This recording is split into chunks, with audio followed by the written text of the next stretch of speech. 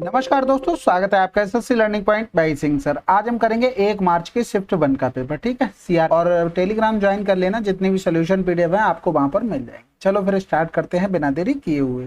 किसी त्रिभुजाकार खेत का आधार उसकी ऊंचाई का इतना गुना है, इतने की दर से खेत जोतने की लागत इतनी है, तो उसकी ऊंचाई कितनी होगी। देखो, हाइट हो गई यहाँ पर x, तो तुम्हारा बेस कितना हो जाएगा 3x। अब वो खेत की जुताई करेगा तो एरिया को ही करेगा, यानी कि इस पार्ट को करेगा। तो एरिया कितना हो जाएगा 1/3, 1/2 बेस इंटू में हाइट, यानी कि 3x इंटू में x हो जाएगा। अब यहाँ पर 24.4 के हिसाब से खर्चा हुआ, बराबर में 448.35 हो गया। अब यहाँ पर हमें करना पड़ेगा चेंज इसको, क्योंकि यहाँ पर क्या दिया था हेक्टेयर में और हमसे पूछा गया था मीटर में। तो 1 हेक्टेयर बराबर कितना होता है 10⁴। 10⁴ का गुणा करेंगे, तो इससे पहले तो हम इसको कर लेते हैं सॉल्व, उसके बाद हम देखेंगे। तो 1 2, 2 दूनी 4 और 2 दूनी 4, बटे में कर दो 10 और इधर बटे में कर दो 100। तो ये 0 से 0 चला गया। यहाँ से करेंगे तो 3 एकम 3 हो गया, बचा कितना 1, 3 चौकू 12, 3 नैम 27 और 1 बच गया, 3 चौकू 12, 3 पंजे 15। अब 10⁴ का गुणा करेंगे तो यहाँ से x² बराबर लिख सकते हैं 14945 अपॉन में हो गया 122 इंटू में 10। अब ये आ गया किसमें, हेक्टेयर में आ गया। ठीक है, अब हमें एक चीज पता है कि 1 हेक्टेयर बराबर होता है 10⁴ मीटर स्क्वायर। ठीक है, तो इसमें क्या कर देंगे, गुणे में 10⁴ कर देंगे। तो यहाँ से जो भी कटता है उसको काट लेते हैं। तो देखो, पहले तो 5 दूनी 10 करो, फिर यहाँ से 5 दूनी 10, 4 बच गया, 5 ने 45, 4 बच गया, फिर 5 अट्ठे 40, 5 ने 45 हो गया। अब बचा 2989 और 1 2 3 4 बटे में 122 इंटू में 2। तो यहाँ से 2 पंजे 10 कर दो, फिर उसके बाद 2 छक्के 12, 2 एकम 2, फिर 2 दूनी 4, 2 पंजे 10। उसके बाद ये देखो कितनी बार कटेगा, यहाँ से डायरेक्ट हमें भाग करना पड़ेगा 61 से 2989। ठीक है, तो 6 3 18 हो गया, 6 चौक 24 हो जाएगा। तो 4 एकम 4, 4 छंग 24, 8 से 4 गया 2, 4 बच गया, 9 से 4 गया 5, उतारा लिया 9। तो ये 9 बार पूरा पूरा चला गया। तो यहाँ पर कितना आ गया, x² बराबर आ गया 49 गुणे में 2500। तो यहाँ पर हम लिख सकते हैं 7 गुणे में 50, यानी कि आंसर आ जाएगा 350। ठीक है, कैलकुलेटेड तो आप क्या कर सकते थे उसमें। अब यहाँ पर देखो ग्राफ दिया गया, तो कह रहा था ए बी किसको निरूपित करती थी। तो देखो यहाँ पर अगर हम लिखते तो यहाँ पर ये मिला आके, यानी कि ए के लिए यहाँ पर देखो कितना गया है 1 2 और 3 गया है, यानी कि माइनस का 3x हो गया और प्लस का 3 ये हो जाएगा। ठीक है, अब यहाँ पर नीचे देखते हैं ग्राफ कहाँ पर मिला जाके, यहाँ पर मिला जाके, यानी कि माइनस का 3 ये हो गया, माइनस का 3 ये बाई हो जाएगा। अब यहाँ पर हमें 2 मिल गए, यानी कि माइनस का 3 और क्या मिला था प्लस का 3, और 1 मिला था माइनस का 3 और माइनस का 3। ये देख लो किसको सेटिस्फाइड कर रहे हैं, मैं केवल इतना चेक कर में इसका बताना था। तो देखो माइनस का 3 और प्लस का 3 हो गया। यहाँ पर अगर हम रखते माइनस का 3 तो ये प्लस का 3 बराबर में 0 सेटिस्फाइड हो रहा है बिल्कुल। ठीक है, अब माइनस का 3 रख लो चाहे प्लस का 3 रख लो, प्लस का 3 रखोगे बाई का मान रखना पड़ेगा, तो इसमें रखोगे 3 बराबर में, तो ये तो नहीं मिलेगा। यहाँ 3 रखोगे तो 3 बराबर क्या हो जाएगा माइनस का 2, ये भी हटा दो। x बराबर 3 रखने पर, अब x का मान ही -3 है, तो ये तो सेटिस्फाइड नहीं होगा। तो x बराबर क्या होगा माइनस का 3 सेटिस्फाइड। अगला सवाल, 21 सेंटीमीटर त्रिज्या के वृत्ताकार पिज्जा से पिज्जा का एक त्रिज्यखंड काटा जाता है। ठीक है, ये बहुत बड़े लोगों वाली चीजें हैं, हम लोग गरीब हैं, ये पिज्जा विज्जा कुछ नहीं भाई। त्रिज्यखंड का कोण 120 डिग्री है। यदि पिज्जा के त्रिज्यखंड के समान क्षेत्रफल एक और पिज्जा बनाया जाता है तो नए पिज्जा का व्यास क्या होगा। अब देखो उसके एरिया के बराबर बनाया जा रहा है। ठीक है, तो सिंपल सी बात है, अगर जो हमने 120 डिग्री का काटा है, अगर उसका एरिया लिखते तो πr² थीटा बटे 360, यही तो एरिया आता। तो यहाँ पर लिखते 22/7, r² का मान हो जाता है 21 गुणे में 21, थीटा कितना हो गया 120 और बटे में हो गया कितना 360। अब पिज्जा जो नया बनेगा वो पूरा कैसा बनेगा, सर्किल में बनेगा। तो यहाँ पर हमें क्या करना पड़ेगा, सर्किल का एरिया बराबर करना पड़ेगा। अब इसके अलावा क्या बचा हमारे पास कैलकुलेशन, तो ये इससे कैंसिल आउट हो गया, 12 3 36 हो गया, 3 7 21 हो गया। अब यहाँ पर इसको क्या लिख सकते थे 7 गुणे में 3 गुणे में 7 बराबर में r²। जब रूट लेंगे तो क्या आ जाएगा 7 रूट में 3 आंसर। अगला सवाल, अब ये देखो ये भी काफी आसान सवाल है। यहाँ पर क्या लिख सकते थे 3 की पावर x 3 की पावर 2y और बराबर में 3 की पावर 3z। ठीक है, अब हमें z का मान चाहिए, यानी कि x का भी मान z के टर्म में निकालेंगे तो इन दोनों को कंपेयर करेंगे, तो x बराबर में क्या आ गया 3z आ गया। ठीक है, अब फिर क्या करेंगे, इन दोनों को भी कंपेयर करेंगे, इन दोनों को कंपेयर करेंगे तो 2y बराबर में 3z हो गया।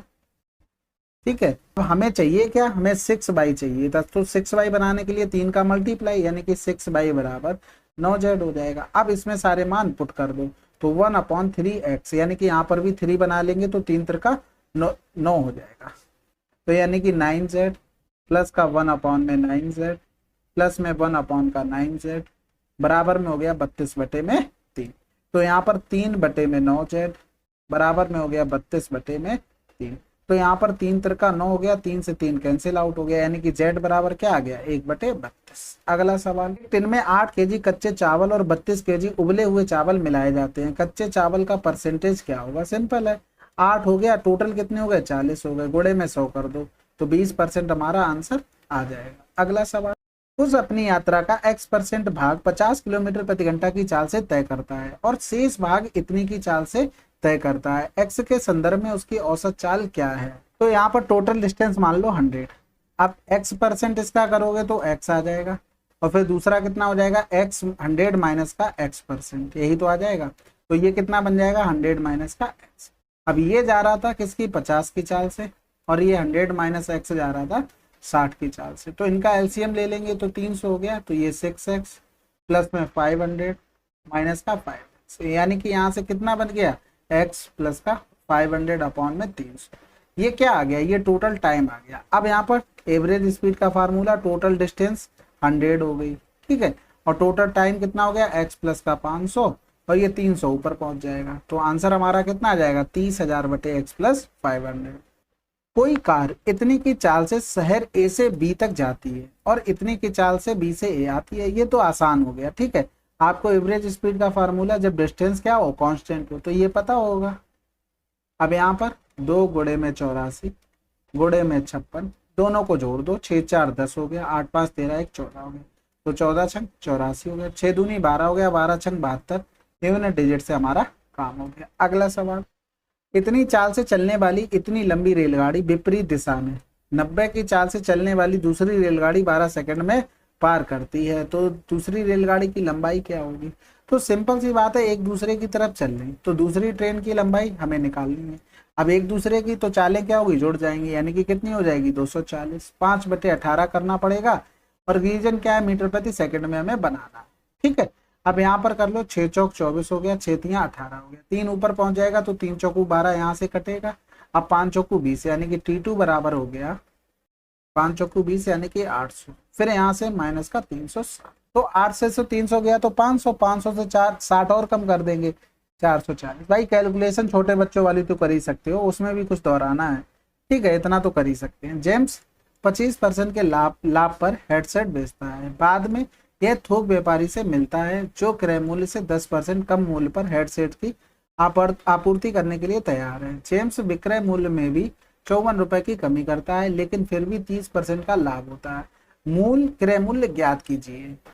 तो यहाँ से देखो बहुत आसान सवाल है, जैसे मान लो कि 100 रुपए की 25% की लाभ की बात कर, ठीक है, लेकिन वो कह रहा था क्रय मूल्य 10% मूल्य पर आपूर्ति करने के लिए तैयार होता है, यानी कि इतने में आपूर्ति करने को तैयार होता है, फिर भी उसे 30% का लाभ होता है, यानी कि इसका 130% निकालेंगे, 13 ने में 117 हो गया।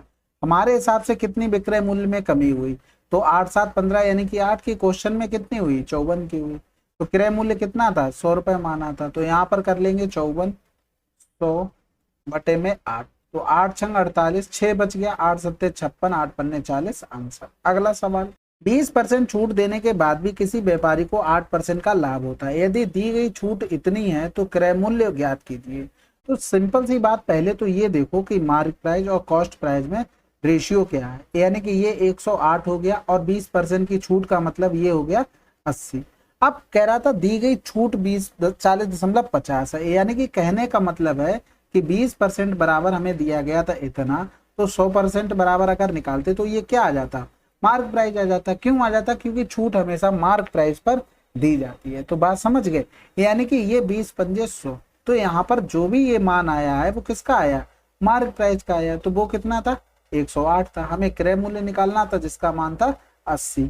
तो यहाँ पर पहले तो कर लो, एक जीरो बढ़ा दो, तो 20 चौकू 80 हो गया, 20 पंजे 100, जीरो से जीरो चला गया, फिर 4 दूनी 8 हो गया, 4 सत्ते 28 हो गया, फिर 27 एकम 27, 27 पंजे 135, यानी कि आंसर आ गया 150। अगला सवाल, HJL अलग अलग किसी कार्य को 120, 40 और 60 दिन में पूरा करते हैं। यदि वे H से शुरू करते हुए समान रूप से बारी बारी से काम करते हैं तो कार्य का 2/5 भाग पूरा होने में कितना समय लगेगा। तो HJL, ठीक है, 120, 40 और ये हो गया एलसीएम हो गया 120। तो इनकी इफिशियंसी हम लोग लिख लेते हैं, कितनी कितनी हो गई, इसकी 1 हो गई और इसकी 3 हो गई और इसकी 2 हो गई। अब बारी बारी से काम करना, H से शुरू होना, फिर J आना, फिर L आना, यानी कि 1, 3 और 2, 3 2 5 1 6 काम हो रहा है कितने दिन में, 3 डेज में हो रहा है। ठीक है, अब हमें 120 का 2/5 भाग काम करवाना है। अब 2/5 भाग काम को तो करवाना है, लेकिन हमें 6 के हिसाब से चलना पड़ेगा। तो 6 से भाग करेंगे, 6 दूनी 12 हो गया, 5 चौकू 20, तो कितने दिन लगे इसको, 8 दिन लगे, लेकिन 3 दिन का गुणा करना पड़ेगा, तो 8 का 3 का गुणा कर देंगे, यानी टोटल 24 दिन में हो जाएगा। अगला सवाल, आशा और लता एक साथ मिलकर किसी कार्य को इतने दिनों में पूरा करते हैं। लता और सीता एक साथ मिलकर इसी कार्य को 36 दिनों में। आशा सीता से 2 गुना कुशल है, ज्ञात कीजिए कि तीनों एक साथ मिलकर उस कार्य को कितने दिनों में पूरा करेंगे। तो आशा और लता, ठीक है, लता और सीता ये कर रहे थे 25 सत्ते 175 और 5 180/7 दिन में, ये कर रहे थे 36 दिन में। तो एलसीएम हो जाएगा 180, यानी कि इसकी इफिशियंसी आ जाएगी 7 और इसकी इफिशियंसी आ जाएगी 5। अब यहाँ पर एक चीज और बोला था कि आशा सीता से 2 गुना कुशल है, लेकिन अगर हम यहां से देखते इन दोनों की इफिशियंसी, आशा प्लस लता की इफिशियंसी 7 थी, लता प्लस सीता की इफिशियंसी 5 थी, दोनों का डिफरेंस करते तो आशा माइनस का सीता बराबर कितना आ जाता, 2 आ जाता। समझ रहे, तो 2x और x, यानी कि यहाँ से हम क्या कर सकते, 1 बराबर कितना हो गया, 2 हो गया, तो 2 बराबर कितना 4 हो जाएगा, 1 बराबर 2 तो है ही है। तो यानी कि हमें पता लग गया कि आशा की इफिशियंसी एग्जैक्टली कितनी है, यानी कि आशा की इफिशियंसी 4 है और इसकी इफिशियंसी 2। तो यहाँ पर रख देंगे, ये 4 हो गई, फिर यहाँ पर सीता की 2 हो गई, तो ये कितनी हो जाएगी, 3 हो जाएगी। तो 4 3 7, तो 9 की इफिशियंसी से हमें करना था, यानी कि तीनों को अगर हम जोड़ देंगे तो कितनी हो गई, 9 हो गई। 180 में भाग करना था, यानी कि 20 दिन आंसर आ जाता। 1, त्रिभुज के 3 शीर्ष इतने इतने इतने के बने त्रिभुज के केंद्रक हैं, तो a + b का मान क्या होगा। तो सिंपल सी बात है, केंद्रक की कभी भी बात हो जाए तो जैसे अब XYZ 3 में दिया हुआ, तो x बराबर क्या हो जाएगा, x1 प्लस का x2 प्लस का x3 अपॉन में हो जाएगा 3। ठीक है, जितना बोला जाए उतना कर दो, चुपचाप बात खत्म। हमें a + b चाहिए, तो सिंपल सी बात है। अब इसमें अगर हम रखते हैं तो यहाँ पर 1 रखना पड़ेगा, तो 1 बराबर यहाँ पर x1 यानी कि प्लस का b और माइनस का 1 अपॉन में 3 हो गया, 3 इधर चला जाएगा, 1 से 1 कैंसिल आउट हो गया, b बराबर कितना आ गया, 3 आ गया। अब हमें a चाहिए, a के लिए हमें क्या करना पड़ेगा, इस पर वर्क करना पड़ेगा। तो हमें क्या चाहिए, z बराबर, तो z बराबर कितना हो जाएगा, z1 प्लस का z2 प्लस का z3 अपॉन में 3 हो जाएगा। तो z का मान a हो गया, और क्वेश्चन में कितना दिया, माइनस का 3 प्लस का 1 माइनस का 4 बटे में 3 हो गया। तो 4 3 7, 7 से गया 6, यानी कि a बराबर माइनस का 2 हो गया।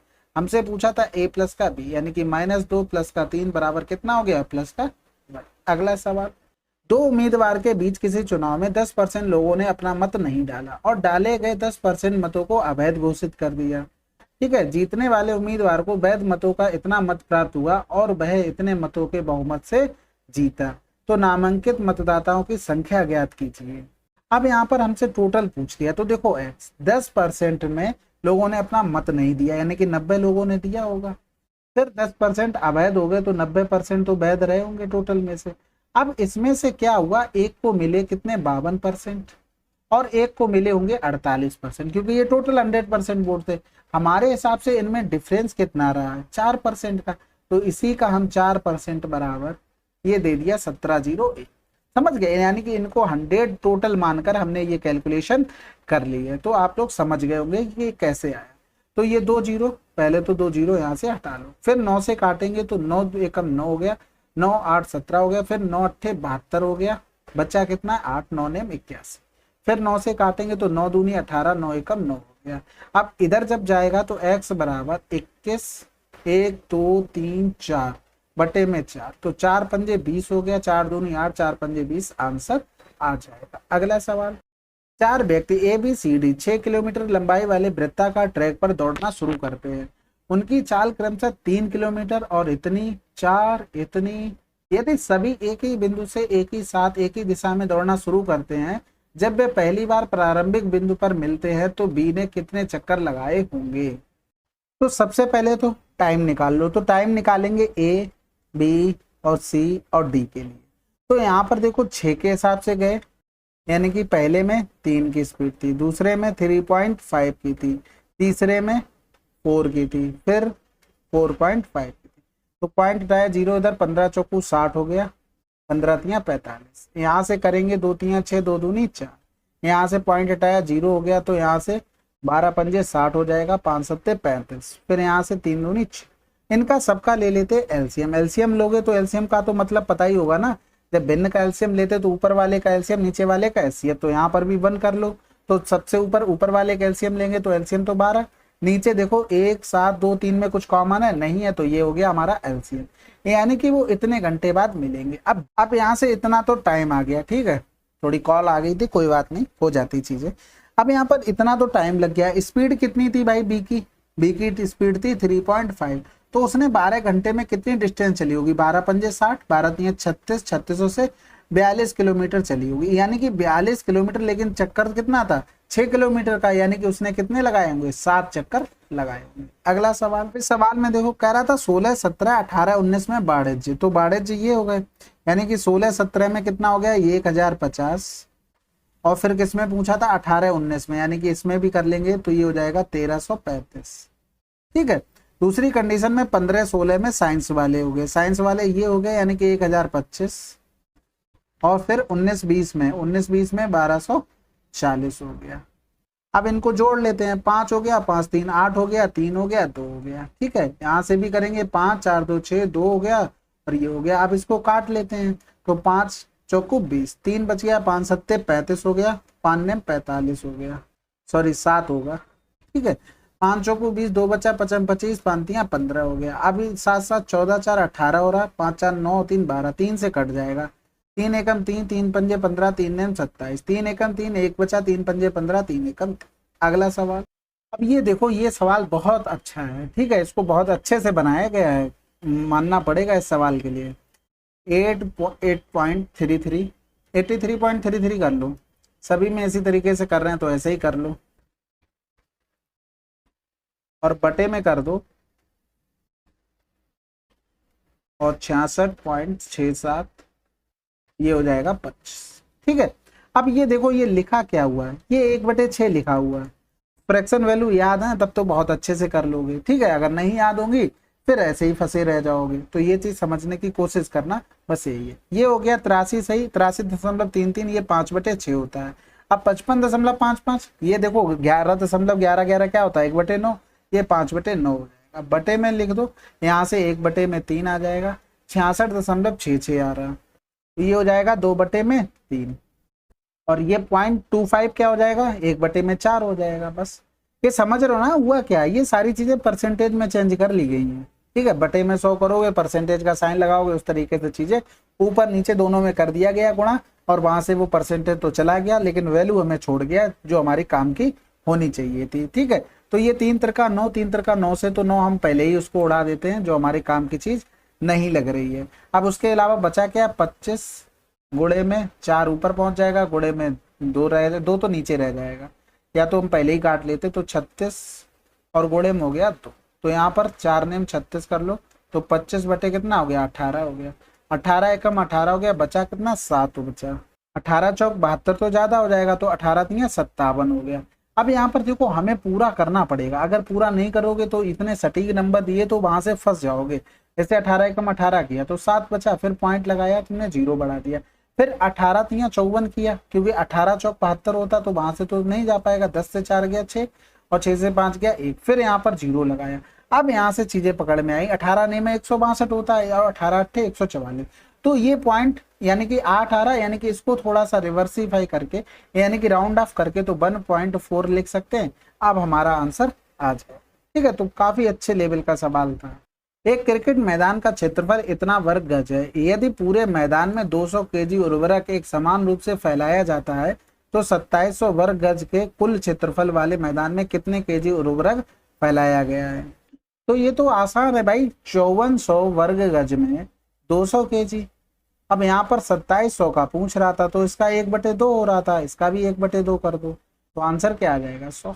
अगला सवाल, यदि कोई बस 40 किलोमीटर प्रति घंटा की चाल से चलती है, वह अपने गंतव्य पर इतनी देरी से पहुंचती है, लेकिन चाल में इतनी की वृद्धि होती है, वह गंतव्य स्थान पर 6 मिनट देरी से पहुंचती है।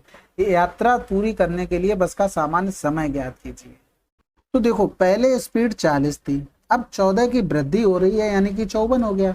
तो हमारे हिसाब से टाइम में डिफरेंस कितना है ये देखना पड़ेगा हमें, 4 14।